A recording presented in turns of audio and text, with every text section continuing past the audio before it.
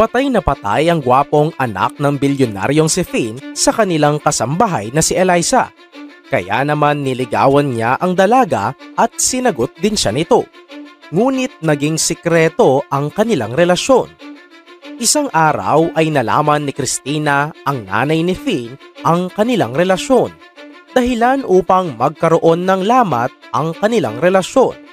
Ano kaya ang mangyayari sa kanilang pagmamahalan kung ang mismong kanilang pamilya ang ayaw sa isa't isa? Tunghayan ang kapanapanabik na love story ni Finn at Eliza. Finn, paano pag nalaman ng mga magulang mo ang tungkol sa relasyon natin? Siguradong papalayasin nila ako at tatanggalan nila ako ng trabaho. Tanong ng kasambahay na si Eliza. Huwag kang mag-alala. Itatago natin ang relasyon natin sa kanila. Sisiguraduhin kong hindi nila yon malalaman. Basta magtiwala ka lang sa akin, sabi ni Finn. Pero paano nga kapag nalaman nila? Pagmamatigas pa rin ni Eliza. Hinawakan ni Finn ang mga balikat ni Eliza. Eliza, makinig ka sa akin.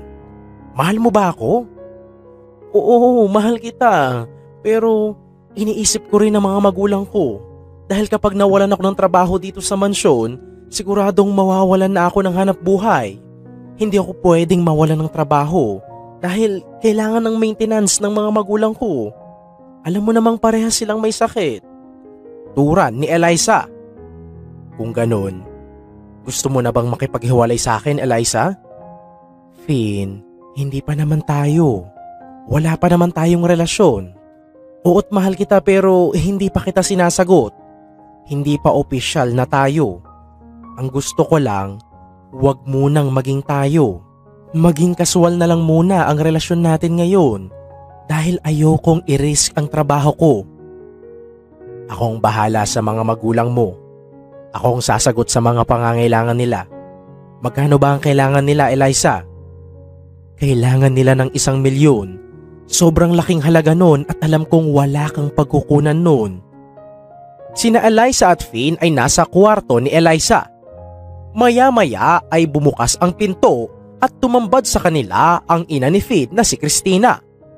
Narinig ni Christina ang lahat ng mga pinag-usapan ni na Eliza at Finn. Anong ibig sabihin nito? Sabi ng kakapasok lang na si Christina. Makikita ang gulat sa kanyang mga mata. Mama? Bulalas ni Finn na nanlalaki ang mga mata. Ano yung mga narinig ko, Finn? Mama, magpapaliwanag po ako. Sabi ni Finn at nagtago sa likod niya si Eliza. Sige, magpaliwanag ka. Ano yung mga narinig ko? Kasi po, sobrang kabado si Finn ng mga sandaling iyon. Hindi niya alam kung paano ipapaliwanag sa ina ang lahat. Tanging ang pagmamahal na lamang niya kay Eliza ang nagtulak sa kanya upang sabihin ang lahat. Ayaw na kasi niyang itago pa ang pagmamahalan nila. Anyay, ito na ang tamang oras upang sabihin sa ina ang relasyon niya kay Eliza. Tama po ang mga narinig niyo, Mama. May relasyon nga po kami ni Eliza. Mahal na mahal ko po siya. Sinampal ni Christina si Finn ng malakas. Anong sabi mo? Naririnig mo ba ang mga sinasabi mo, Finn? Hindi ka ba kinikilabutan? Napahimas sa pisngi si Finn. Mama, alam ko po ang nararamdaman ko para kay Eliza at tunay po iyon. Mahal na mahal ko po siya at hindi po ko papayag na paghiwalay niyo kaming dalawa. Bilyong babae sa mundo, pero bakit sa isang muchacha pa, Finn? Matauhan ka. Isa kang anak ng mga bilyonaryo. Tapos papatol ka lang sa isang muchacha? Hindi ka man lang ba marunong pumili ng babaeng mamahalin? Napakababaw mo naman, Finn. Sigaw ni Christina. Mababaw na po kung mababaw. Kung pagiging mababaw ang pagmamahal kay Eliza, pues handa akong maging mababaw. Pinandilatan ni Christina ng mga mata si Eliza. Ikaw, Eliza, ito ba ang isusukli mo sa akin? Matapos kong mag-abot ng perang pinansyal sa mga magulang mo, balak mo pang akitin ang anak ko? Para ano? Para mas marami ka pang makulimbat? Sabi ni Christina. Ma'am Tina, hindi po ganun yun. Noong una, wala naman po akong nararamdaman para kay Finn. Pero araw-araw po kasi niyang pinaparamdam sa akin na importante akong tao. Hindi po ito dahil sa pera niya. Mahal ko po talaga siya. Lumayas ka sa mansyon ko! Sabi ni Christina. Mama, wag niyo naman pong gawin yan. Kailangan po ni Eliza ng trabaho para may maiabot sa mga magulang niyang may sakit sa probinsya. Huwag niyo naman po itong gawin sa amin. Sabi ni Finn. Kapag ipinagpatuloy mo ang relasyon mo sa babaeng yan, lumayas ka na rin dito sa bahay at pinuputol ko na rin ang ugnayan ko sa'yo. Kapag mas pinili mo ang babaeng yan, itatakwil na kitang anak, Finn. Tandaan mo yan. Hindi ako nakikipagbiruan lang. Pagbabanta ni Christina. Mama naman, huwag naman po kayong ganyan. Huwag niyo po itong gawin sa akin. Parehas ko po kayong mahal. Pues, isa lang ang kailangan mong piliin sa amin. Pag-isipan mo ng mabuti kung sino ang pipiliin mo. Sabi ni Christina at muling pinandilatan ng mga mata si Eliza. Ikaw, babae ka. Huwag mong hahayaang ikaw ang maging dahilan para mawasak ang relasyon namin ng anak ko. Kung mabuti kang tao at kung may kahihiyan ka, hindi mo hahayaang ikaw ang maging dahilan para masira ang relasyon namin. Gusto ko, bago mag-alas 5 ng hapon, wala ka na rito sa bahay. Dahil kung hindi, sisiguraduhin kong ipapakaladkad kita sa mga gwardya. Matapos noon ay umalis na ng kwarto si Christina. Naiwan sina Eliza at Finn sa loob ng kwarto. Si Eliza ay umiiyak habang niyakap naman siya ni Finn. I'm so sorry, Eliza. Kasalanan ko ang lahat ng ito. Sabi ni Finn. Hindi. Kasalanan ko ito. Dahil binigyan kita ng espasyo sa puso ko. Hindi ko na dapat tinanggap ang panliligaw mo. Pero wala na akong magagawa ngayon dahil mahal na kita. Umiiyak na sabi ni Eliza. Hindi ko pinagsisisihan na niligawan kita, Eliza. Huwag kang mag-alala. Tutulungan kita sa pagpapagamot ng mga magulang mo. Umuwi ka na sa kanila. Hindi papayag ang mama mo. Kapag nalaman niyang tinutulungan mo ko, siguradong may gagawin siyang hindi maganda. Baka itakwil ka niya. Ayokong masira ang relasyon niyo nang dahil sa akin. Pues, wala siyang magagawa. Dahil sa ngayon, baliw na baliw ako sa iyo. At ikaw na lang ang laman ng isip ko. Kung masira man ang relasyon namin, wala akong kailangang ikakonsensya. Dahil siya ang may gawa nun. Sabi ni Finn. Mabuti pa magligpit na ako ng mga gamit ko bago pa niya ako ipakaladkad sa gwardya. Sabi ni Eliza at pinunas ang kanyang mga luha at nagsimula ng mag-impake. Nakapag-impake na nga si Eliza. Nag-abot ng 5,000 piso si Finn kay Eliza. Heto, Eliza, ito lang ang cash ko ngayon. Hindi pa ako nakakapag-withdraw. Tanggapin mo na ito dahil malaking tulong ito sa'yo. Huwag na, Finn. Pagtanggi ni Eliza. Please, tanggapin mo na, Eliza. Total, kasalanan ko naman kung bakit ito nangyari sa'yo. Nahihiya man ay napagtanto ni Eliza na mas mabuti na rin na uuwi siya sa Bicol nang may dalang kahit na maliit na halaga. Ngayon kasi ay wala siyang maiuuwi sa kanyang mga magulang, maliban sa 4,000 pisong naitabi niya. Sa huli ay tinanggap na lamang ni Eliza ang pera. Maraming salamat dito kung ganun. Walang anuman, Eliza. Basta ikaw. Basta palagi mong iisipin na seryoso ako sa'yo. At hindi lang kita pinaglalaruan. Mahal na mahal kita, Eliza. Matapos ay bumaba na siya ng mansyon at nakita siya ng mga kapwa kasambahay na nagtataka kung bakit tila ba aalis na siya ng mansyon. Oh, Eliza, saan ka pupunta?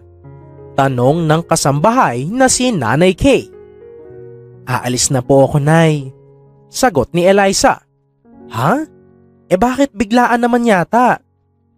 Biglaan din po ang desisyon ko, Nay. Ganun ba?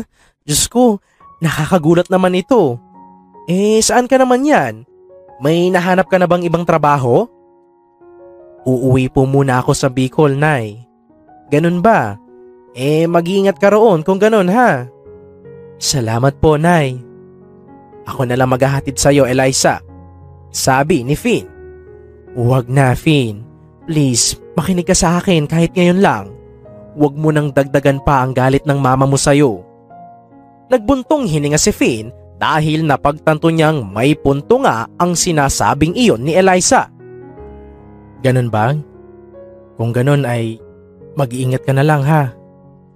Oo, mag-iingat ako. At ikaw rin. Huwag kang masyadong magpasaway sa mama mo. Matapos noon ay sumakay na ng bus si Eliza pauwi sa Bicol.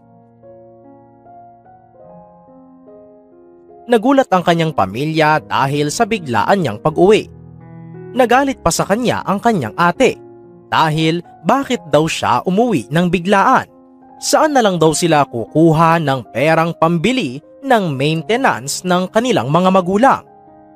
Nahiya naman si Eliza dahil para sa kanya ay responsibilidad niya ang mga magulang at may punto ang sinabi ng ate. Pasensya na, ate. Biglaan lang din po kasi. Nahihiya niyang tugon.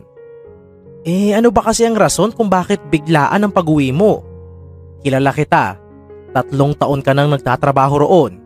Imposibleng walang dahilan ng biglaang pag-uwi mo. Siguro may ginawa kang kalokohan doon, no? Napapagod na kasi akong magtrabaho, ate. Pagsisinungaling ni Eliza. Napapagod. Napagod ka lang, gusto mo nang huminto?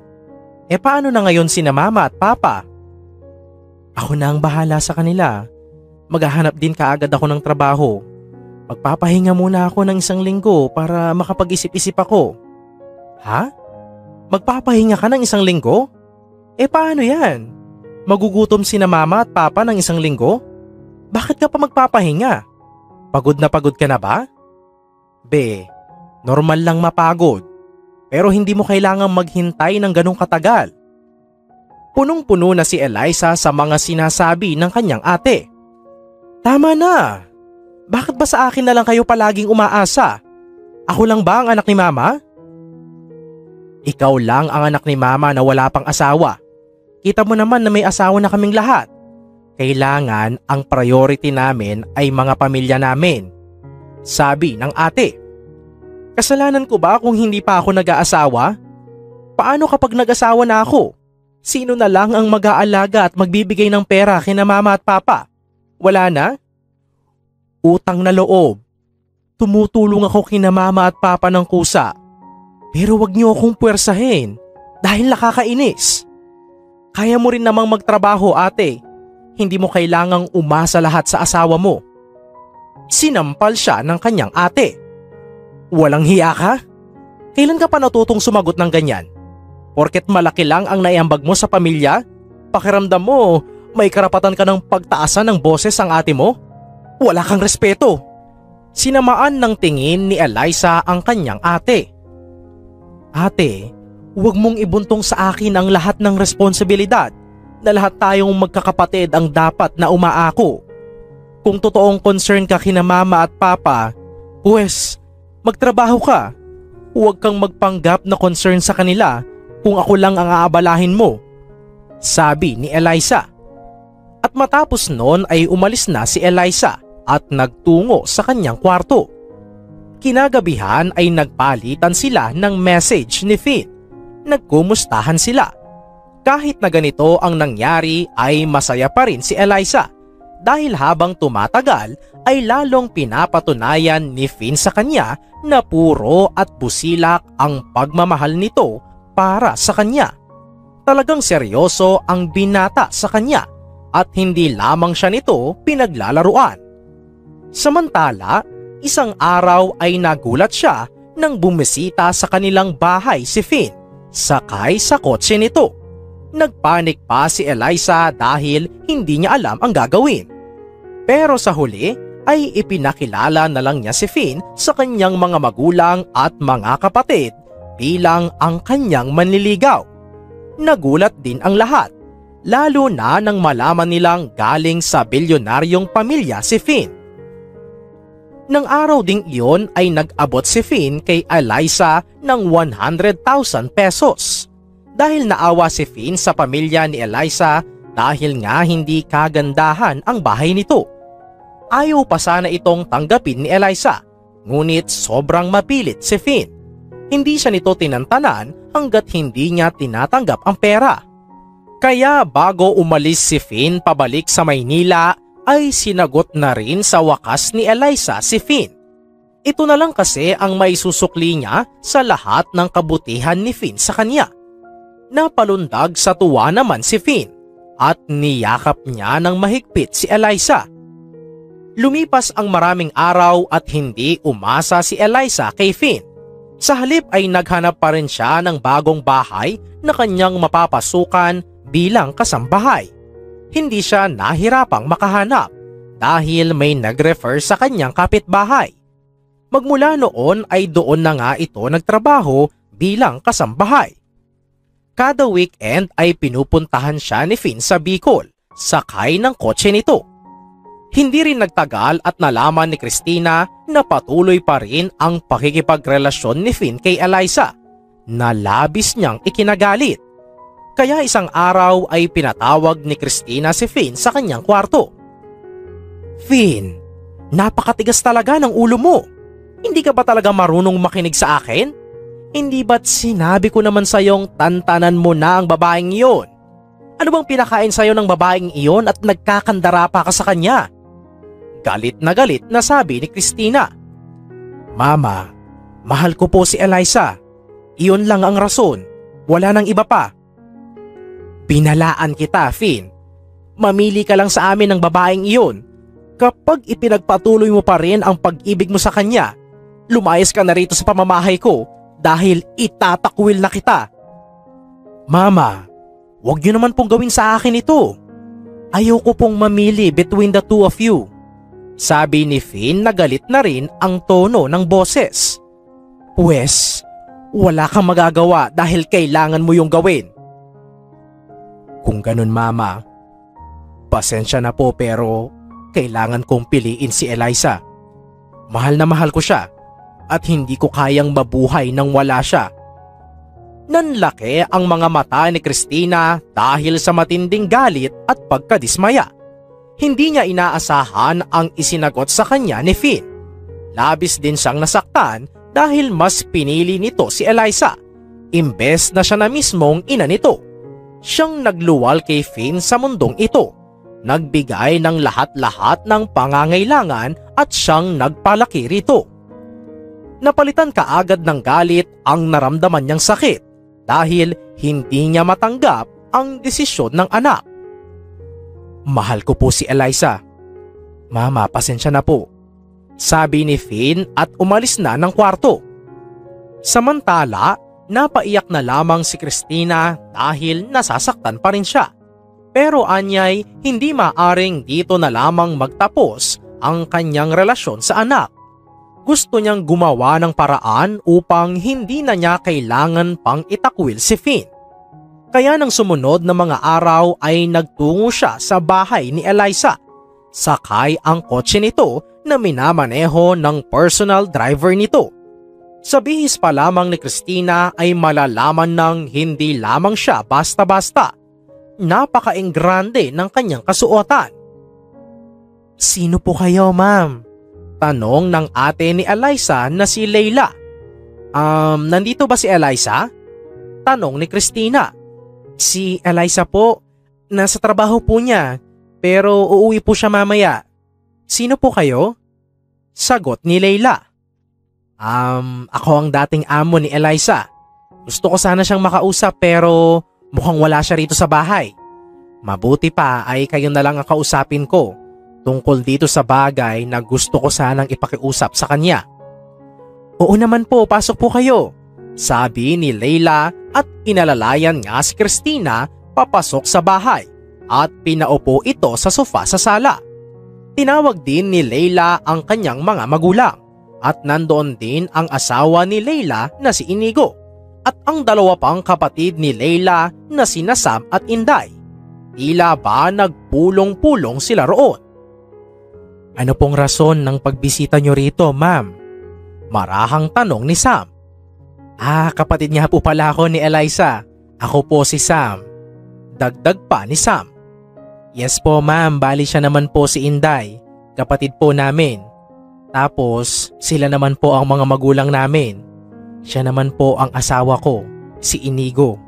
Pakilala ni Leila sa kanyang mga kapatid, magulang at asawa. Ganun ba? Ikinagagalak ko kayong makilala. Ako si Christina, ang dating amo ni Eliza. Muling pakilala ni Christina. Bali, wag sana kayong magagalit sa akin, pero ang totoo niyan ay sinesanti ko si Eliza dahil nalaman kong nakikipagrelasyon siya sa aking anak na si Finn. Labis na nagulat ang lahat sa isiniwalat na revelasyon na ito ni Christina. Anak niyo po si Finn? Ang nobyo ni Eliza? Hindi makapaniwalang sabi ni Leila. Oo, ganun na nga. Hindi ko gusto ang kanilang relasyon kaya pinaghiwalay ko sila. Pero ang anak ko, pilit pa rin niyang pinupuntahan dito sa Bicol si Eliza. Gusto ko sanang kunin ang tulong niyo upang tuluyan silang paghiwalayin. Sana ay matulungan niyo ako. Ang kapalit naman noon ay bibigyan ko kayo ng 10 milyon. Kung kulang iyon ay sabihin niyo lang. Nanlaki ang mga mata ng lahat sa laki ng halaga na kanilang narinig. Kulang na lang ay magmukhang dolyar ang kanilang mga mata. 10 milyon? Totoo ba yan, madam? Hindi makapaniwalang tanong ni Inigo. Oo, totoo yon. Maliit na halaga lang iyon sa akin. Kung kulang pa yon, sabihin nyo lang sa akin. Kung gagawin nyo pong 15 milyon, baka po magawan pa po namin ng paraan, madam. Sabi ni Inigo na nakikipagtawaran pa. I see, walang problema. Kayang-kaya kong ibigay sa inyo ang 15 milyon. Mas importante ang kinabukasan ng anak ko kaysa sa 15 milyon. Balak ko kasi siyang ipangasawa sa anak din ng bilyonaryo. Ayaw kong masira ang buhay niya kapag pinakasalan niya si Eliza. Ang mga magulang ni Eliza ay hindi sang-ayon sa pinaplano ng lahat. Ngunit wala rin naman silang magawa. Bagamat hindi sila sang-ayon ay anilay mangyari na kung ano ang mangyari at hindi sila makikialam sa kung ano man ang desisyon ng kanilang mga anak. Sige po madam, kami na po ang bahala. Kailan po namin makukuha ang pera? Sabi ni Leila. Mag-aabot muna ako sa inyo ng 1 milyon at isusunod ko na lang ang 14 milyon kapag naghiwalay na sila. Gusto kong makumpirma na talagang hiwalay na sila. Gumuhit ang ngiti sa mga labi ng lahat. Lahat sila ay nasabik na mahawakan ang 1 milyon. Sige po madam, wala pong problema. Kami na po ang bahalang mag-ayos ng gusot na sinimula ng kapatid namin. Ipapangako po namin na gagawin namin ang lahat para mapaghiwalay namin sila. Pag-assure ni Leila. Maraming salamat. At binigay na nga sa kanila ni Christina ang isang maliit na bag na naglalaman ng 1 milyong piso. Lumiwanag ang mga mata ng lahat dahil ito ang unang beses na nakakita sila ng ganoong kalaking halaga ng pera. Matapos noon ay umalis na rin si Christina at bumalik sa Maynila. Makalipas ang ilang araw ay muling bumisita si Finn sa bahay ni Eliza at may dala pang bulaklak at pagkain. Ngunit nang bumisita siya sa bahay ay wala roon si Eliza dahil inutusan ito ni Leila na mamalengke. Sinadya ito ni Leila upang hindi magtagpo ang mga landas ni Finn at Eliza. Kinomporta ni Leila si Finn. Finn, matapat kita. May gusto kaming sabihin sa inyo. Pinag-isipan namin ito ng mabuti. Sabi ni Leila. Ano po yun ate? Ang totoo niyan ay gusto naming hiwalayan mo na si Eliza. Hindi ka namin gusto para sa kanya. Imposible na ang isang kagaya mo na isang bilyonaryo at edukado ay papatulan ang isang babaeng katulong lang. Mapangmaliit na sabi ni Leila. Minamaliit niya ang sariling kapatid. Ate, mahal na mahal ko po si Eliza. Kaya ko pong talikuran ang lahat ng mayroon ako para lang sa kanya. Please, umalis ka na at huwag ka nang babalik dito. Hindi ka namin gusto para sa bunso namin. Sabi ni Leila. Oo nga, ayaw na namin sayo. Huwag ka nang matigas ang ulo dahil baka lalo lang kaming magalit sayo. Sabi naman ni Sam. Bakit po parang biglang nagbago ang ihip ng hangin? Parang kahapon lang po, okay naman tayo ha. May ginawa po ba akong mali? Pagtataka ni Finn. Wala ka namang ginawang mali. Ang kaso, matagal naming pinag-isipan ito ng mabuti. Hindi lang ako ang nagdesisyon nito. Kaming lahat. Pati sina mama at papa. Sabi ni Leila. Please po, huwag niyo po itong gawin sa amin. Mahal na mahal po namin ang isa't isa at hindi ko kayang mawala si Eliza sa buhay ko. Ibibigay ko ang lahat ng kinakailangan niya. Pagtatapusin ko rin siya ng pag-aaral dahil napag-usapan na namin ang tungkol doon. Sinabi kong kapag nagpakasal kami ay magpapatuloy siya sa pag-aaral. Pues, huwag niyo nang ituloy yang napag-usapan niyo dahil hindi na yan matutuloy pa kahit na kailan. Huwag ka nang matigas ang ulo at umalis ka na. Sigaw ni Sam. Nagpunta po ba rito si mama? Imposibleng bigla na lang nagbago ang isip niyo sa isang iglap lang. Ano bang sinabi niya sa inyo? Sabi ni Finn. Hindi siya nagpunta rito at wala rin siyang sinabi sa amin. Sigaw ni Leila. Kung ganun, bakit po nagbago ang isip niyo? Huwag ka na nga magpumilit. Kanina ka pa. Paulit-ulit ka. Hindi ka makaintindi. Sigaw ni Inigo na kakalapit lang sa kanila. Tutulong po ako sa inyo ng pinansyal basta bigyan niyo po ako ng pagkakataon na ipakita sa inyo na tunay ang hangarin ko para kay Eliza. Pakiusap ni Finn. Alam mo, kahit na ano pang panunuhol ang gawin mo, hindi mo na mababago ang isipan namin. Sabi ni Leila. Hindi naman po sa nanunuhol ate. Tama na. Umalis ka na at huwag mo nang sayangin ang oras namin. Sabi ni Leila at sinara na ang pinto. Nasaktan naman si Finn sa pagtatabuyan sa kanya ng ate ni Eliza. Sa huli ay bumalik na lang siya sa kanyang sasakyan at tinawagan si Eliza. Nakapatay pa ang phone ni Eliza dahil busy pa ito sa trabaho. Nagdilim ang kalangitan saka siya tinawagan ni Eliza. 5 oras na siyang nakaparada sa isang bakanteng lote. Hello Finn, kamusta? Sorry hindi kita nasagot. Ang dami ko kasing ginawa kanina kaya pinatay ko ang phone ko. Sabi ni Eliza sa kabilang linya. No, it's okay. May problema tayo, Eliza. Ha? Anong problema? Nagpunta ako sa bahay niyo kanina pero pinagtabuyan ako ng mga kapatid mo. Sinabi nilang hindi nila ako tanggap para sa'yo. Labis na nagulat si Eliza sa kanyang narinig. Ha? Pinagtabuyan ka nila? Bakit naman hindi ka nila tanggap? Nung nakaraan, napaka-welcoming pa nila sa'yo. Pagtataka ni Eliza. Yun nga rin ang pinagtataka ko eh. Nalaman ni mama na ipinagpatuloy ko pa rin ang relasyon ko sa'yo. Kaya pakiramdam ko, may kinalaman siya rito. Anong ibig mong sabihin? Hula ko lang ha.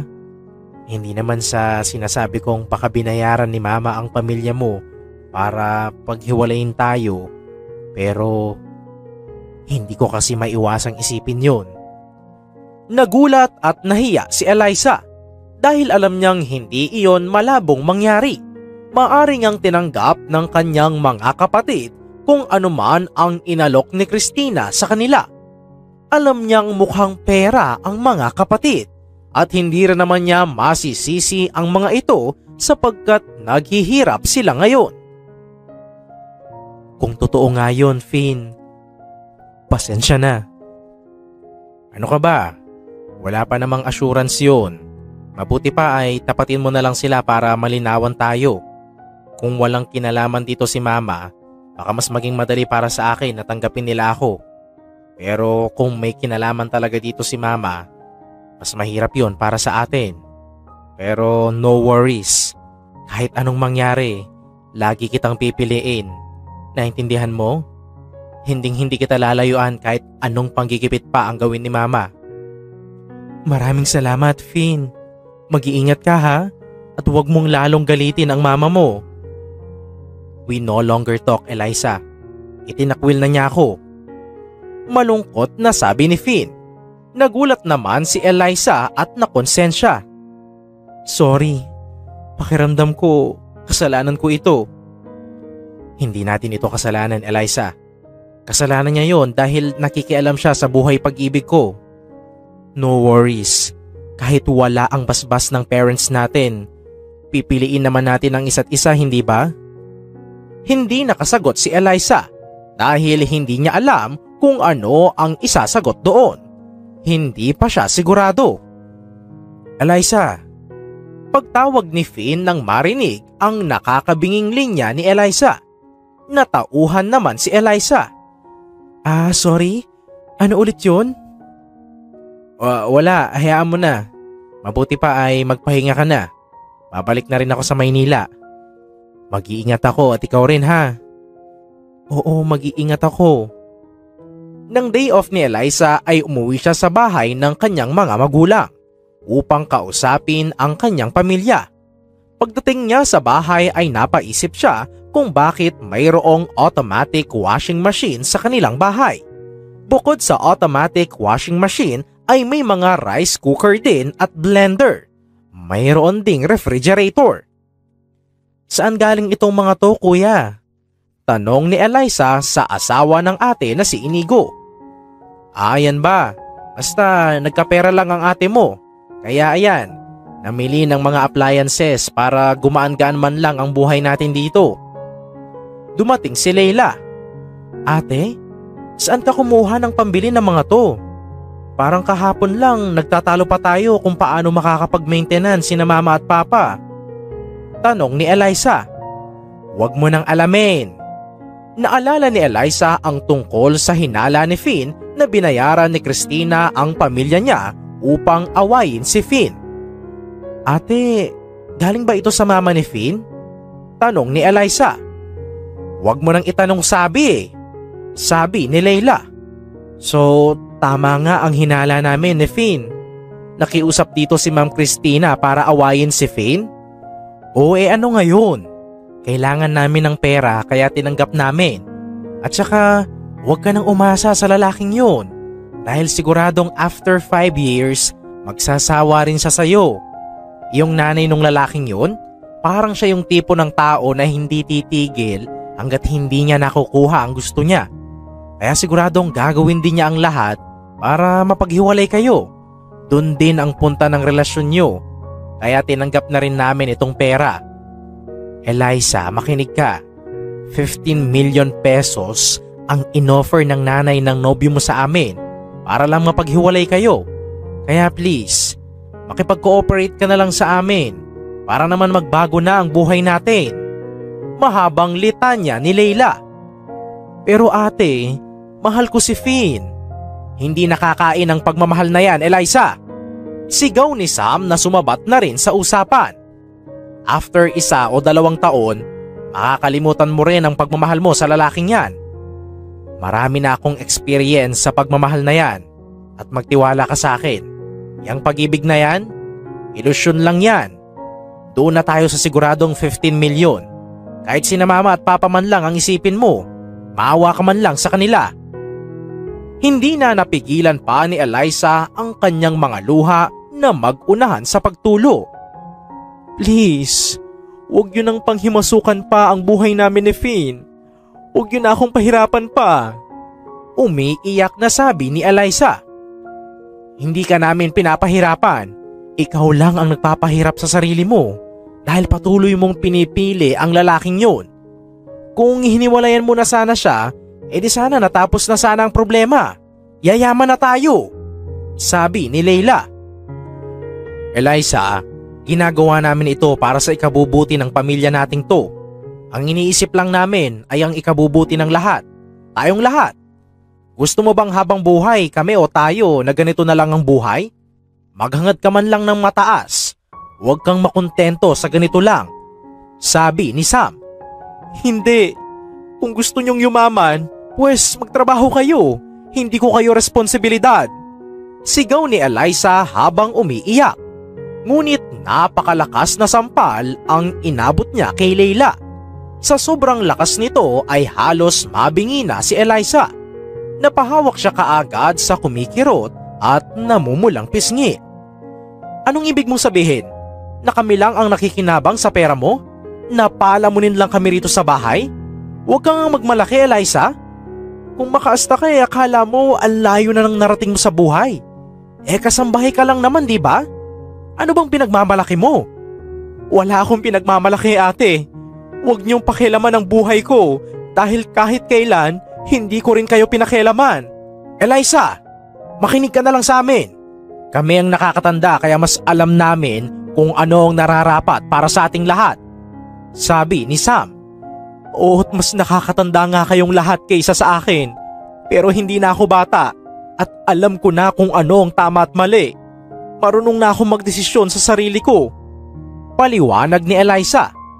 Napakatigas talaga ng ulo mo, Eliza.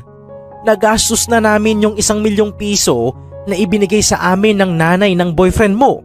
Sinabi niyang kapag hindi mo hiniwalayan ang nobyo mong yan, babawiin niya sa amin ang 1,000,000. Paano ito ngayon? Ubus na yung pera. Pananakot ni Leila. Hindi ko na problema yun. Kayo ang gumastos. Kaya kayo ang gumawa ng paraan kung paano niyo may babalik sa kanya yun.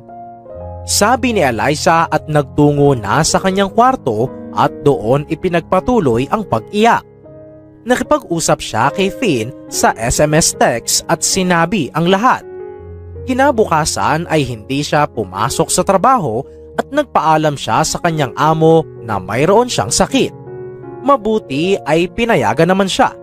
Matapos ay nakipagkita siya kay Finn sa isang restaurant at doon sila nag-usap. Finn, natatakot ako sa mga bagay na maaaring gawin sa akin ng pamilya ko. Sabi ni Eliza. What do you mean? Anong gagawin nila sa'yo? Naubos na raw nila yung 1,000,000 na paunang bayad sa 15 million na inoffer ng mama mo sa kanila para mapaghiwalay tayo. Kapag hindi raw sila nagtagumpay na mapaghiwalay tayo, babawiin daw yon ng mama mo sa kanila. Ang ikinakatakot ko, baka kung anong gawin nila sa akin. Nangangambang sabi ni Eliza. Eliza, gusto mo bang magtanan na lang tayo? Nagulat si Eliza. Ha? Magtatanan tayo? Oo. Pumunta tayo sa malayo, sa lugar na hindi nila tayo mahanap. Hindi kita pinipilit. Eliza, nasa iyo kung gusto mo. Pero at this point, parang yun na lang ang paraan para matahimik na tayo at makapagsettle. Finn, wala na ba talagang ibang paraan? Mahal kita pero mahal ko rin ang pamilya ko. At gusto ko na may basbas ng parents natin ang relasyon natin. Kung walang paraan yung sayo, it's fine. Pero gusto kong may basbas ng pamilya ko ang relasyon ko. Pero paano yun mangyayari kung masyado na silang nasilaw sa pera? Nababahala si Eliza. Gulong-gulo na ang isipan niya. Napakagat na lamang siya sa kanyang labi habang hindi alam kung ano ang gagawin. Anong sabi ng parents mo, Eliza? Tanong ni Finn. Hindi ko pa sila nakakausap, pero alam kong tutol sila sa mga ginagawa ng kapatid ko. Pero kahit naman tutol sila, wala silang ibang magagawa at wala silang ibang choice kung hindi tanggapin na lang din ang pera. Kailangan kasi talaga nila ng pang-maintenance. Tingin ko, wag niyong problemahin si mama. Tingin ko tinatakot lang niya ang mga kapatid mo para mas pag-igihan nila ang paggawa ng paraan upang mapaghiwalay tayo. Eliza, please. Mag-resign ka na sa work mo at pumunta tayo sa probinsya. Doon tayo mamuhay ng peaceful. Kung gusto mo, kunin mo ang mga magulang mo sa kanila. Tutulungan kita sa pag-aalaga sa kanila, sabi ni Finn. Sobrang naantig naman ang puso ni Eliza sa lahat ng mga bagay na handang isakripisyo ni Finn para sa kanya. Totoo ba yan, Finn? Emosyonal na tanong ni Eliza. Oo, totoong totoo. Dahil handa akong gawin ang lahat para magkasama lang tayo. Salamat, Finn. Hindi ko alam kung ano bang nagawa ko at napakabuti mo sa akin. Mahal kita. Yun lang. Wala nang ibang rason. Salamat, Finn. Tatanungin ko sina Mama at Papa kung gusto nilang sumama sa atin. Ang kaso, paano kung hindi sila pumayag? Sabi ni Eliza. Ikaw ang makakasagot dyan, Eliza. Anong gagawin mo kapag hindi sila pumayag? Hindi nasagot ni Eliza ang tanong na iyon. Hinayaan lamang niya itong nakabinbin sa utak niya. Sasagutin na lang niya ito kapag nandoon na siya sa sitwasyong iyon. Kinabukasan, habang nagsisiyahan sa mall ang kanyang mga kapatid, ay naiwan si Eliza sa bahay kasama ang mga magulang. Kinuha niya ang pagkakataong ito upang kausapin ang mga magulang. Mama, Papa, alam ko pong alam niyo na yung mga nangyayari ngayon sa relasyon namin ni Finn. Sabi ni Eliza. Oo anak, alam namin ang tungkol doon. Pasensya ka na sa mga kapatid mo ha. Hindi ko rin maintindihan kung bakit ba ganon yung mga yun. Puro pera na lang ang nasa isip nila. Sabi ng itay. Mama, Papa, alam ko pong malaking tulong po sa atin ang 15 million. Talagang mababago po nun ang mga buhay natin. Huwag niyo po sana akong masamain. Mahal na mahal ko po kayong dalawa pero... Tama na anak. Hindi mo kailangang magpaliwanag. Nauunawaan ka namin ng tatay mo. Sabi ng inay. Eliza, hindi kami sang-ayon sa pangingialam ng mga kapatid mo. Pero hindi rin naman kami makikialam sa kung ano ang mga gusto nilang gawin. Bagamat mali ang ginagawa nila, ay hindi rin naman namin sila masisisi. Pero kung ano man ang gusto mong gawin, palagi lang kaming nandito ng mama mo na nakasuporta sa mga desisyon mo. Sabi ng itay. Naantig naman ang puso ni Eliza sa mga sinabi ng itay. Salamat po, Papa. Gusto ko po sanang magtanan kasama si Finn. Huwag po sana kayong magagalit sa akin. Gusto ko lang pong makalayo sa mga kapatid ko. Dahil sigurado po akong lahat gagawin nila papaghiwalay lang kami ni Finn. Ikaw ang bahala, anak. Pero sigurado ka na ba talaga kay Finn? Hindi ka ba lolokohin yan? Hindi madaling magtanan. Kung gagawin mo yun, siguruhin mo lang na siya na talaga ang taong makakasama mo habang buhay. Sabi ng inay. Sigurado na po ako, Mama. Masyado nang malaki ang mga sakripisyo ni Finn para sa akin. At gusto ko ring sabayan ang mga sakripisyo niya. Hindi pwedeng siya lang ang magsakripisyo. Kailangan ko rin yung gawin. Ganun ba? Huwag kang mag-alala. Hindi namin ito sasabihin sa mga kapatid mo. Pero sabihin mo man lang sa amin kung saan kayo pupunta para alam namin ng tatay mo kung nasaan ka namin hahanapin in case na may mangyaring masama sa'yo. Sabi ng inay. Ang totoo po niyan, Mama, Papa. Balak ko po sana kayong isama. Kung okay lang po sa inyo. Nag-aalinlangang sabi ni Eliza. Nagpalitan ng malungkot na tingin ang kanyang mga magulang. At pagkatapos ay muling ibinalik ang tingin sa kanya. Pasensya na anak, pero hindi kami makakasama sa'yo. Dito lang kami ng mama mo. Sabi ng itay. Huwag mo kaming alalahanin anak. Ayos lang kami ng papa mo rito. Inaalagaan din naman kami ng mga kapatid mo. Sabi ng inay. Nalungkot naman si Eliza. Pero hindi na siya nagulat kung ganito man ang desisyon ng mga magulang. Nauunawaan niya ang dalawa. Pinag-isipan niya ng mabuti ng gabing iyon kung ano na ang magiging sagot niya sa tanong ni Finn kapag hindi pumayag na sumama sa kanya ang mga magulang. Kinabukasan ay nakipagkita siya kay Finn sa isang mall upang sabihin na ang sagot sa tanong na iyon. Nakausap mo na ba ang mga magulang mo, Eliza? Tanong ni Finn.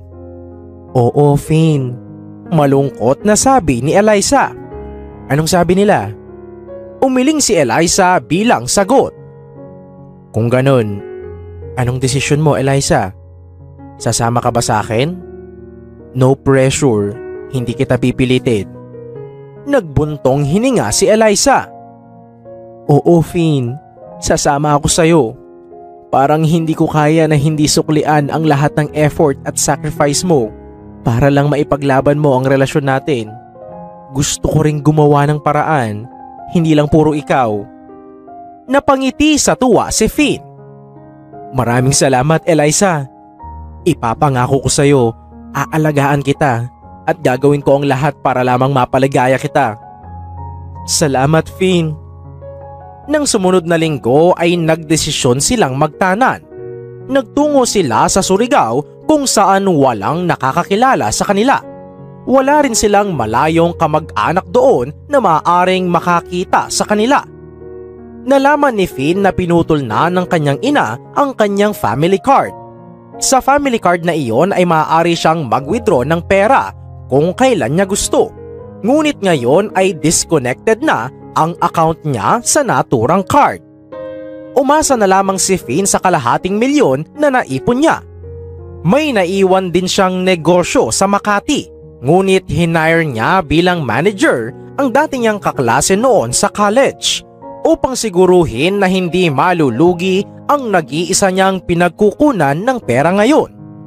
Namuhay sina Finn at Eliza sa Surigao ng tahimik at payapa.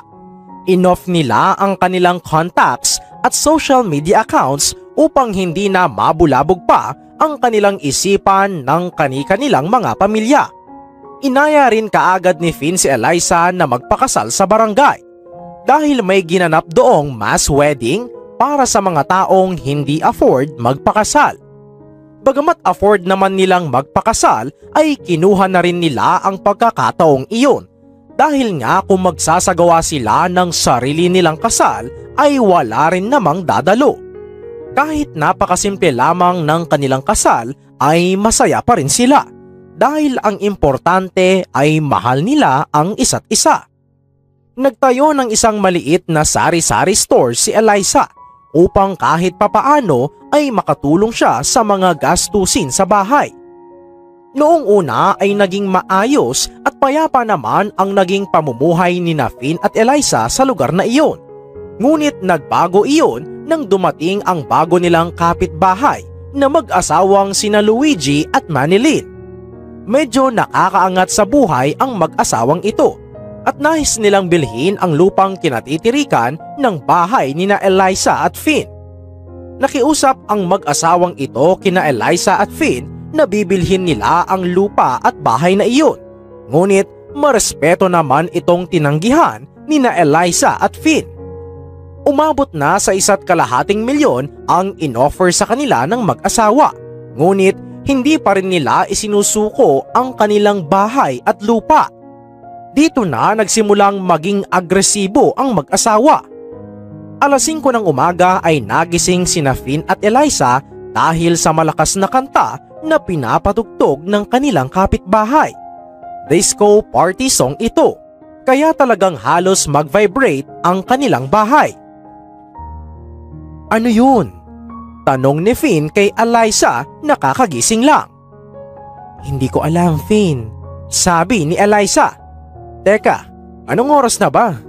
Madilim pa. Sabi ni Finn at tiningnan ang oras sa kanyang phone. Kaka-5 pa lang ng madaling araw.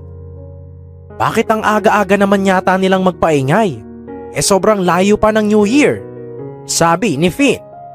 Lumabas sila upang tingnan kung anong mayroon at nakita nga nila ang 2 malaking speaker na nakapwesto sa tabi ng kanilang bahay.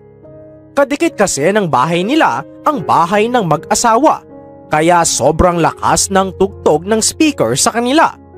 Kung ikukumpara sa iba nilang mga kapitbahay na kahit papaano ay may distansya sa kanila. Halos mabingi ang mga tenga ni na Eliza at Finn dahil sa matinding ingay. Nagtungo sila sa may pinto ng bahay ng mag-asawang Luigi at Manilyn at pinindot ang doorbell. Wala pang 2 minuto ay bumukas din ang pinto at si Luigi ang nagbukas. Ngunit sumunod din hindi kalaunan si Manilyn. "Sir, sa inyo po ba yung speaker sa labas ng bahay namin?" tanong ni Finn. Yan ba? Oo, sa amin nga yan. Nagpapatugtog lang kami. Pumunta kasi kami sa albularyo at sinabi ng albularyo na magpatugtog daw kami ng malakas para mataboy ang mga masasamang espiritu. Sabi ni Luigi. "Sir, anong taon na po? Naniniwala pa po ba kayo sa mga ganyan?" Sabi ni Finn na ikinainsulto ng mag-asawa.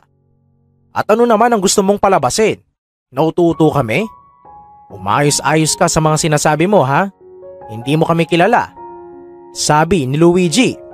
"Oo nga, totoo namang nakakapagtaboy ng mga bad spirit ang ingay. Kaya nga tayo nag-iingay kapag New Year, di ba?" Pagsang-ayon ni Manilyn. "Ma'am, hindi po yun totoo. Galing lang po yan sa mga Chinese folklore. Huwag po kayong magpapaniwala sa mga sinasabi ng albularyo na yon. Umagang-umaga po, naiistorbo po kami sa tulog namin." Sabi ni Finn. Madalas ay hindi ganito si Finn. Madalas ay kalmado siya. Ngunit dahil bagong gising ay hindi maiwasang mag-init ng ulo nito. Hinawakan ni Eliza sa braso si Finn upang pakalmahin. "Finn, uminahon ka. Baka kung saan pa'y tumapunta," sabi ni Eliza. Tumingin si Eliza sa mag-asawang Luigi at Manilyn. Sir, ma'am. Naparito lang po kami para po sana makiusap na patayin yung sounds kasi hindi pa po sumisikat ang araw. Nakakabulabog po." Pakiusap ni Eliza. "Ay hindi. Bakit kami makikinig sa inyo mas nauna kami rito? Matagal na kaming nakatira dito since 2010 pa. Umalis lang kami at tumira sa Maynila. Pero ngayon, bumalik na kami. Kung ayaw niyong maistorbo, pues ibenta nyo na lang sa amin tong lupa at bahay nyo," sabi ni Manilyn. "Pero wag naman po sana tayong ganyan, ma'am. Wala na po kasi kaming ibang mapupuntahan," sabi ni Eliza. "Naku iha, marami kayong malilipatan kung gugustuhin nyo. Kaso nagmamatigas kayo eh. Bakit ba ayaw nyong iwan yung barong-barong na yan? Isang bagyo lang, siguradong masisira na yung bahay nyo. Tanggapin nyo na lang kasi yung ino-offer namin sa inyo para matapos na ang lahat," sabi ni Manilyn. "Sir, ma'am, patayin nyo na lang po yung sounds nyo dahil kung hindi, tatawag ako ng barangay." Pagbabanta ni Finn. Sa barangay. Ang ibig mong sabihin yung kapatid ko? Hindi mo ba alam? Kapatid ko ang barangay tanod dito." Pagmamayabang nasabi ni Luigi. "Ano pong ibig niyong sabihin? Ano ngayon kung kapatid niyo siya? Sinasabi mo bang gagamitin mo ang impluwensya mo sa kanya para lang makapag-abala ng ibang tao?" Sabi ni Finn. "Ba't ang tigas din talaga ng bungo mo no? Hindi ka ba mananahimik? Gusto mo bang barilin ko kayong dalawa ng asawa mo?" Pananakot ni Luigi. Nagdulot ito ng takot kay Eliza. "Finn, tama na yan. Mabuti pa, magpunta na lang tayo sa barangay para sila na ang bahalang umayos nito," sabi ni Eliza. "Mabuti pa nga," sabi ni Finn at kaagad silang nagbihis upang magsumbong sa barangay. Pinapunta nila sa bahay ang barangay tanod, ngunit pagbalik nila roon ay wala na roon ang speaker. Asa nang nagpapatugtog ng malakas?" sabi ng barangay tanod. "Mukhang ipinasok na po nila sir yung speaker nila," sabi ni Finn. "Totoo ba yan? Baka naman niloloko nyo lang ako.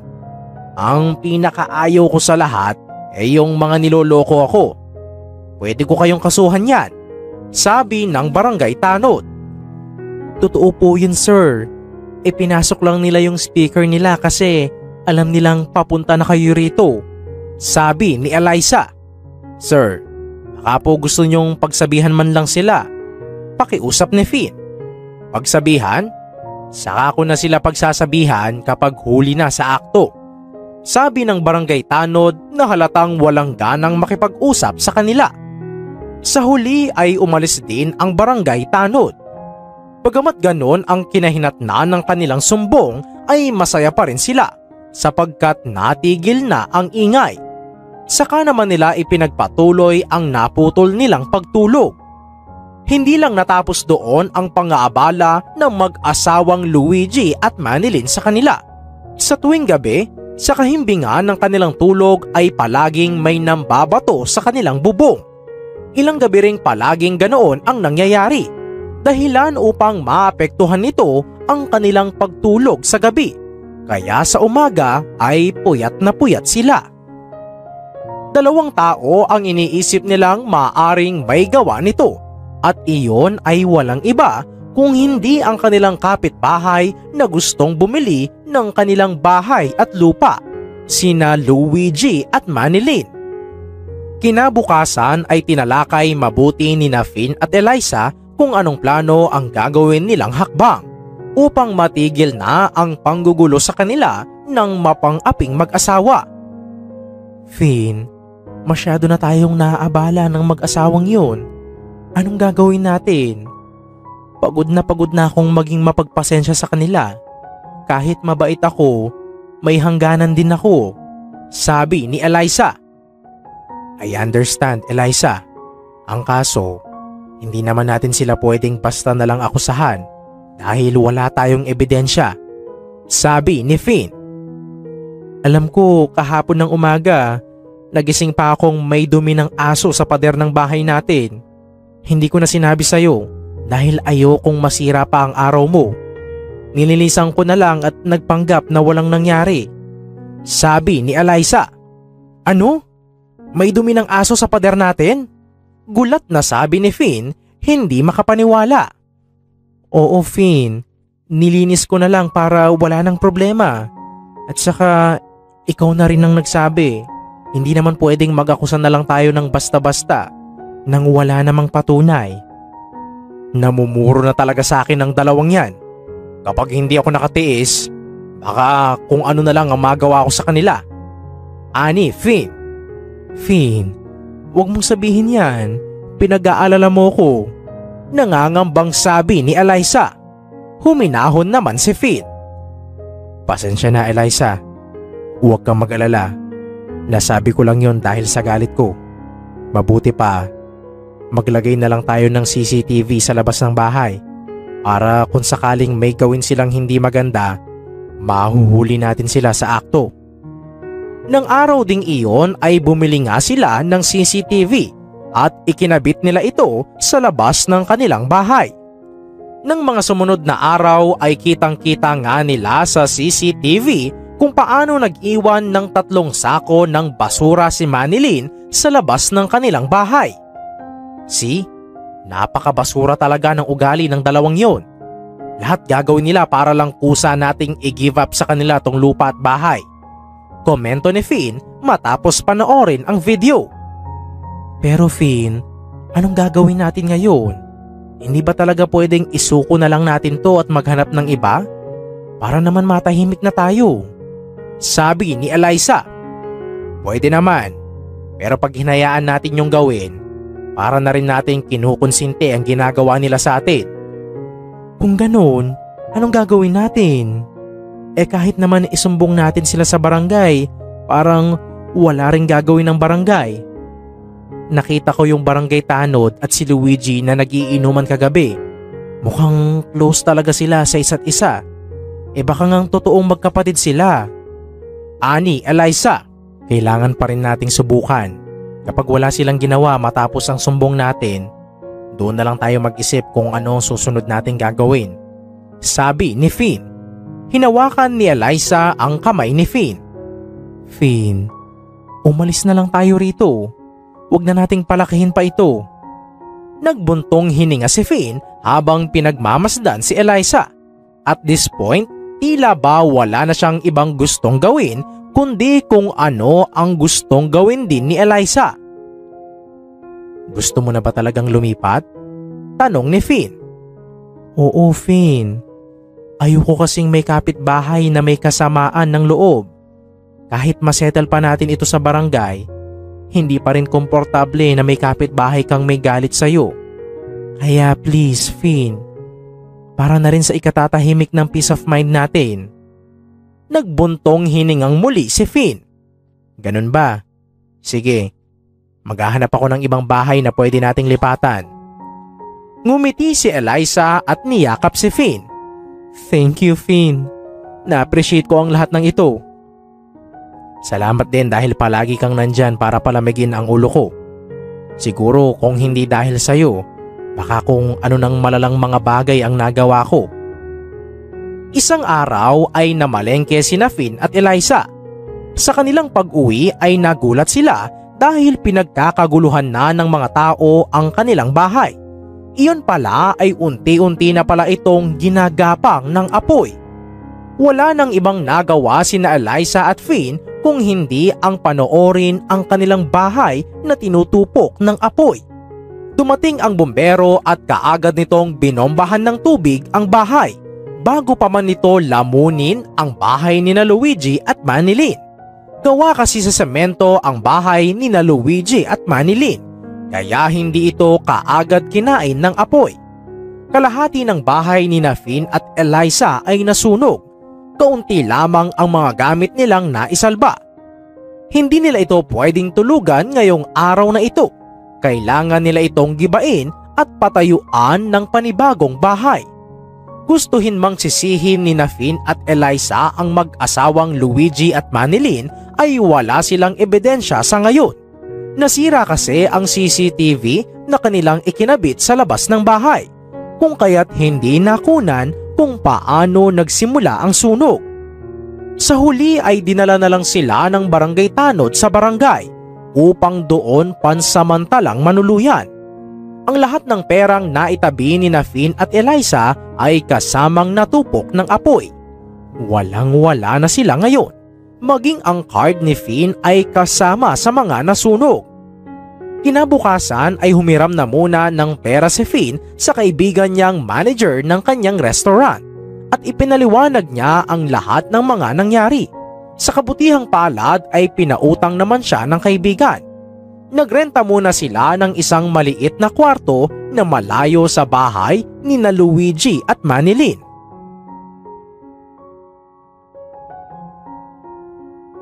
Napaiyak si Eliza dahil ang kanyang mga gamit ay nasamang natupok ng apoy.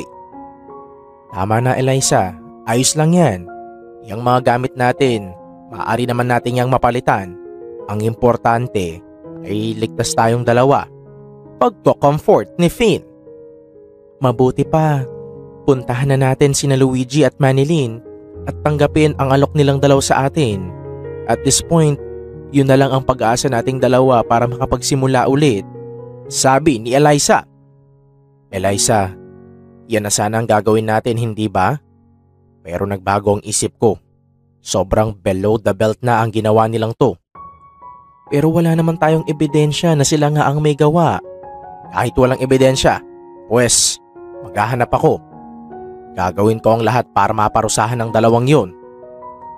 Finn, please. Makinig ka sa akin. Mag-move on na lang tayo.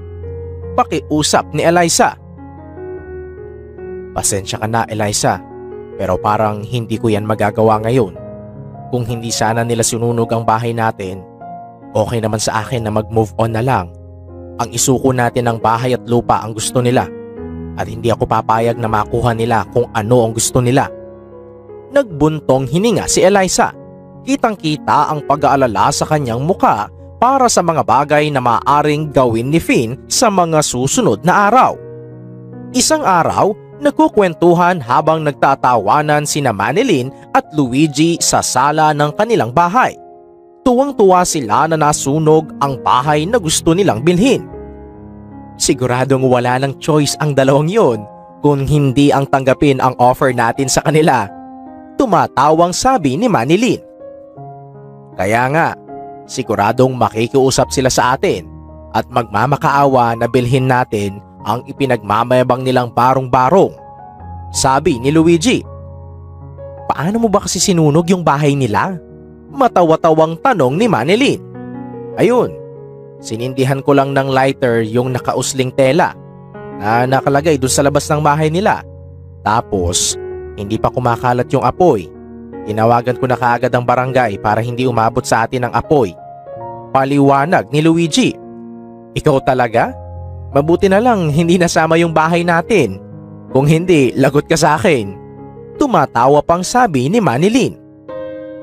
Kapag lumapit sila sa atin at makiusap na bilhin natin ang lupa't bahay nila, magpakipot muna tayo para naman pagsisihan nila na hindi kaagad nila ibinenta sa atin ang bahay. Tapos, babaan na lang natin ang presyo. Siguro, mga kalahating milyon na lang instead na 1.5 milyon sana para mas pagsisihan nila ang pagpapakipot nila. Sabi ni Luigi. Paano kapag hindi sila pumayag na kalahating milyon lang? Tasan natin ng 600,000? Tumatawang sabi ni Luigi. Ikaw talaga, pasaway? Ingat-ingat ka sa pagpapakipot mo dahil baka mamaya hindi nila ibenta sa atin ang lupa't bahay nila. Walang-wala ang dalawang yon, kaya siguradong mapipilitan silang tanggapin ang alok ko. Ang mga taong kagaya nila na nasa bingit ng kamatayan, lahat tatanggap para lang makasurvive. Tignan mo, pustahan tayo. Tatanggapin nila yan. Excited na ako, Luigi. Ire-record ko ang pagmamakaawa nila sa atin na bilhin natin ang lupa't bahay nila para may palagi akong napapanood kapag bored ako. Tumatawang sabi ni Manilyn.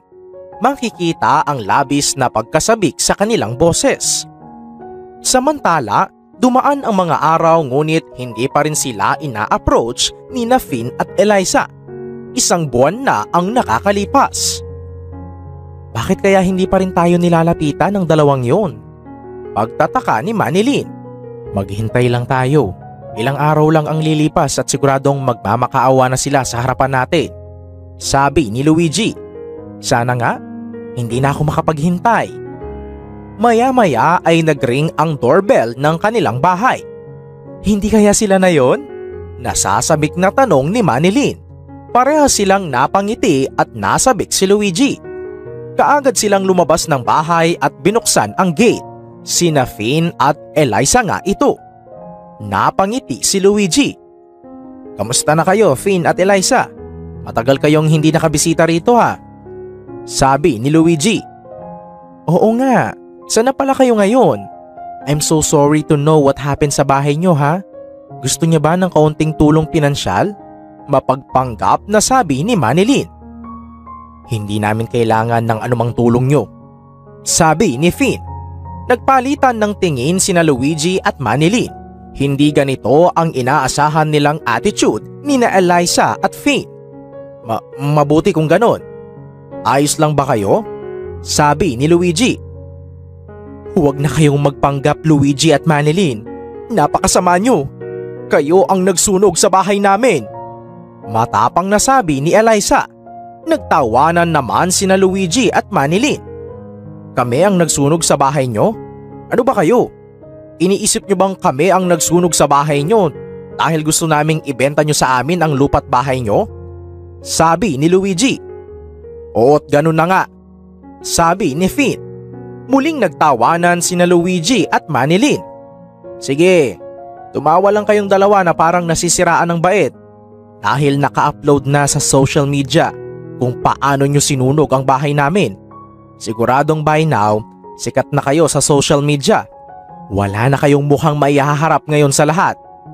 Hintayin nyo na rin ang supina mula sa korte dahil hindi kami titigil hanggat hindi kayo napapanagot. Sabi ni Finn. Anong sabi mo? Ang lakas naman ng loob mong manakot ng ganyan. Nasaan ang ebidensya nyo na kami ang nagsunog dyan sa basura nyong bahay? Sabi ni Luigi. Ganito ang gawin mo. Pag alis namin dito, buksan mo ang cellphone mo. At siguradong may mga nagchat na sa iyong kakilala at nakapanood ng video kung paano mo sinunog ang bahay namin. Sabi ni Finn. At paano naman magkakaroon ng video yon? Pagahamon ni Manilyn. Hindi nyo ba alam? Nagpakabit kami ng CCTV sa labas ng bahay namin. Mabuti na lang, Na-recover din namin ang mga video na nakunan ng CCTV. Kasama na roon ang pagtatapon nyo ng mga basura sa labas ng bahay namin. Paliwanag ni Finn. Nawala ang confidence sa mukha ni na Luigi at Manilyn at napalitan ito kaagad ng pag-aalala. Kaya mabuti pa, kunin nyo na ang pinakamagaling na abogado rito sa Pilipinas. Dahil hindi kami titigil hanggat hindi namin nakakamit ang hustisya. Sabi ni Finn. Hoy, huwag mo kaming tinatakot. Hindi mo ba kami kilala?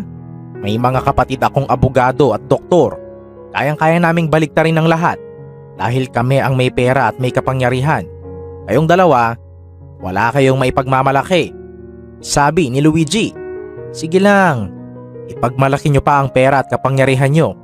Pero ito ang tandaan nyo. Kahit gaano pa kayo kayaman, hinding-hindi mananaig ang kasamaan laban sa kabutihan. Sabi ni Finn at matapos noon ay umalis na sila ni Eliza. Matapos ay chinek nila Luigi at Manilyn ang kanilang phones at napakarami nga nilang natanggap na chats mula sa kanilang mga kapamilya at kaibigan. Sinabi ng mga ito na panoorin nila ang isang video sa Facebook na may 1 million views na kahit 5 oras pa lang na-upload. At doon ay gulat na gulat sila sa kanilang napanood. Kitang-kita kung paano sinindihan ni Luigi ang nakausling tela sa labas ng bahay. Doon na halos gumuho ang kanilang mundo. Samantala, nagtago si Luigi dahil hinahanap na siya ng mga pulis. May warrant of arrest na kasi para sa kanya. Isang araw, nakaupo sina Finn at Eliza sa loob ng isang restaurant dahil may mahalagang tao silang kikitain doon. At iyon ay walang iba kung hindi si Christina, ang ina ni Finn. Kumpara sa dati ay mas mahinahon at kalmado na si Christina. Mas maaliwalas na ang mukha nito habang nakatingin sa kanilang dalawa. Si Christina ang siyang tumulong sa kanila upang makasuhan sina Luigi at Manilyn sa panggugulo sa kanila. Matagal na kasing pinapamanman ni Christina sina Finn at Eliza. Maraming salamat po mama dahil sa pagtanggap niyo po finally sa relasyon namin ni Eliza. Nakangiting sabi ni Finn. Wala yun at humihingi nga pala ako ng patawad dahil binigyan ko kayo ng malaking problema. I should not have done that. Sabi ni Christina nang hindi makatingin sa mga mata ni na Finn at Eliza dahil sa sobrang hiya. Hindi po madam, huwag po kayong humingi ng tawad. Wala po kayong ginawang mali. Kahit sinong magulang po, nanaisin ang kabubuti para sa anak nila. Kaya naintindihan ko po kung bakit niyo po yun nagawa. Sabi ni Eliza. Mama, kung ayos lang sa inyo, bakit nga po pala biglang nagbago ang isip nyo when it comes sa relasyon namin? Tanong ni Finn. Dahil gabi-gabi akong nananaginip na may masamang nangyayari sa'yo. Ilang araw akong binabangungot. Sa paggising ko sa gabi, umiiyak ako. Na-realize ko na ikaw lang ang importante sa akin ngayon at hindi ang anuman. Araw-araw akong nananalangin sa Diyos na sana ay ayos ka lang. Salamat sa Diyos dahil pinalambot ng Panginoon ang puso ko. Tugon ni Christina. Salamat po mama. Na-appreciate po namin ang lahat ng ito. Sabi ni Finn. Eliza, thank you. Thank you dahil kahit na itinakwil ko si Finn ay hindi mo siya iniwan. Pinatunayan mo na puro ang intensyon mo sa kanya at hindi lang dahil sa kanyang pera. Wala pong anuman madam. Kalimutan na lang po natin ang nangyari sa nakaraan. Ang importante po ay okay na po tayo ngayon. Nakangiting sabi ni Eliza. Gusto niya bang bumalik na sa Maynila? Kung sigurado na kayo sa isa't isa, magpakasal na kayo roon. Ang totoo po niyan mama, nagpakasal na po kami rito. Pasensya na po kung hindi ko hiningi ang basbas nyo. Ani Finn. No problem, it's all my fault. Mabuti pa ay magpakasal na kayo ulit. Wala namang problema yon. Sabi ni Christina. Napangiti naman sina Eliza at Finn dahil sa wakas ay magiging ayos na ang relasyon nila kay Christina. Sinabi ni Christina na nakausap na nito ang pamilya ni Eliza at humingi na ng tawad sa mga ito dahil sa pag-utos niyang tulungan siyang paghiwalayin sina Finn at Eliza. Sinabi rin ni Christina na wala naman siyang balak na bawiin ang 1,000,000 na ibinigay nito sa pamilya ni Eliza. Laking tuwa naman nina Eliza at Finn nang malaman ang tungkol doon. Samantala, nalaman din nina Eliza at Finn na nagtatrabaho pala si Luigi sa kumpanya ni Christina at ngayon nga ay nakabakasyon lamang. Sa ngayon ay sinesante na ito ni Christina habang pinaghahanap pa ito ng mga pulis. Nang sumunod na araw ay naligo muna sila sa mga magagandang beaches sa Surigao. Sinamantala na nila ang pagkakataon na naroroon sila upang sa gayoy makapag-bonding sila. Hindi rin nagtagal ay bumalik na sila sa Maynila. Umuwi si Eliza sa pamilya niya kasama si Finn at doon ay nag-usap sila ng kanilang pamilya. Nagkapatawaran naman sila at ayaw na nilang pag-usapan pa kung ano ang nangyari sa nakaraan. Ang importante kina Eliza at Finn ay muli nang naayos ang relasyon niya sa pamilya. Samantala, ng kaarawan ni Finn ay magandang regalo ang ipinabatid sa kanya ng mga pulis. Nahuli na raw kasi si Luigi at nakakulong na ito at kinasuhan ng arson na may pagkakakulong ng 10 taon. Napanatag sina Eliza at Finn dahil sa wakas ay nakuha na nila ang hustisyang matagal nilang hinangad. Malaki ang pasasalamat ni Eliza kay Finn dahil hindi ito pumayag na magpauto sa mga plano ni na Luigi at Manilyn at sa halip ay tumindig sila sa ngalan ng katarungan. Nang sumunod na buwan ay nagpasya na silang magpakasal kung saan invited ang kanilang mga pamilya. Ang pinangarap nilang kasal na may basbas ng kanilang mga pamilya sa wakas ay natupad.